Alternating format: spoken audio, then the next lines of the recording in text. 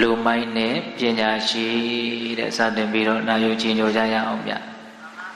လူမိုက်ဆိုတာဘလို့သဘောတဘာဝရှိလဲပညာရှိဆိုတာဘလို့သဘောတဘာဝရှိလဲဆိုတာနဲ့ပတ်သက်ပြီးတော့အင်္ဂုတ္တပါဠိတော်တိကနိပါမှာမြတ်စွာဘုရားကလူမိုက်တို့ရဲ့သဘောတဘာဝလူမိုက်တို့ရဲ့လက္ခဏာပညာရှိတို့ရဲ့သဘောတဘာဝပညာရှိတို့ရဲ့လက္ခဏာဆိုတာကတိကြောင်းအမှတ်အသားပေါ့ဆိုကြပါစို့လောကကြီးမှာလူတွေက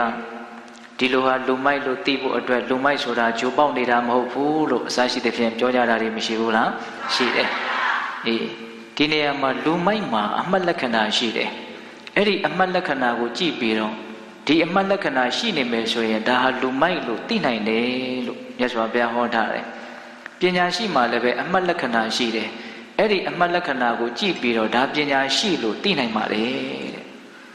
လူမိုက်လို့သိနိုင်ကြောင်းအမှတ်လက္ခဏာပညာရှိလို့သိနိုင်ကြောင်းအမှတ်လက္ခဏာဆိုတာမရှိဘူးလားရှိတယ်အဲ့ဒီအမှတ်လက္ခဏာတွေကဘာတွေတုံးဆိုတော့လူမိုက်ဆိုလို့ရှိရင်လူမိုက်လို့သိနိုင်တဲ့အမှတ်လက္ခဏာကကာယကံမှုပြုပြီဆိုရင်မကောင်းတာပဲသူပြုတယ်ဝစီကံမှုပြောလာပြီဆိုလို့ရှိရင်လည်းပဲမကောင်းတာပဲပြောလာတယ်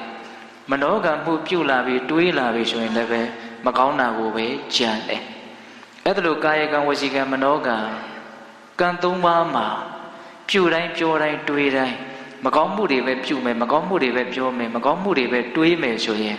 အဲ့ဒါလူမိုက်လို့သိနိုင်ကြောင်းအမှတ်လက္ခဏာပဲအဲ့ဒါကိုကြည်ချင်းအဖြစ်ဒီပုဂ္ဂိုလ်ဟာလူမိုက်လို့ပြောလို့ရတယ်တဲ့နော်အဲ့ဒါလိုပဲပိဋကပေါင်းသူတော်ကောင်းတို့ကာယကံမှုပြုပြီးဆိုရင်ကောင်းတာကိုပြုမယ်ဝစီကံမှုပြုပြီးပြောပြီးဆိုရင်ကောင်းတာကိုပြောမယ်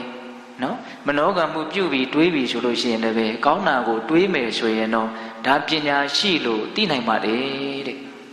အဲ့တော့ကောင်းတဲ့ကာယကံဝစီကံမနောကံရှိခြင်းသိပင်လေဒါပညာရှိရဲ့အမှတ်လက္ခဏာနော်မကောင်းတဲ့ကာယကံဝစီကံမနောကံရှိခြင်းသိပင်လေဒါလူမိုက်ရဲ့အမှတ်လက္ခဏာ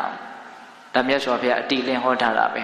ဒါကြောင့်လူမိုက်ဆိုတာဂျိုးပေါက်နေတာမဟုတ်ဘူးလို့ဆို냐တော့လည်းပဲဂျိုးတော့ပေါက်မနေဘူးပေါ့သို့တော်လည်းပဲသူ့ရဲ့ကာယကံမှုအပြုအမူကိုကြည်သွားအဖြစ်သူ့ရဲ့ဝစီကံမှုအပြောအဆိုကိုကြည်သွားအဖြစ်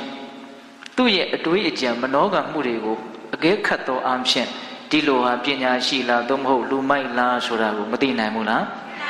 သိနိုင်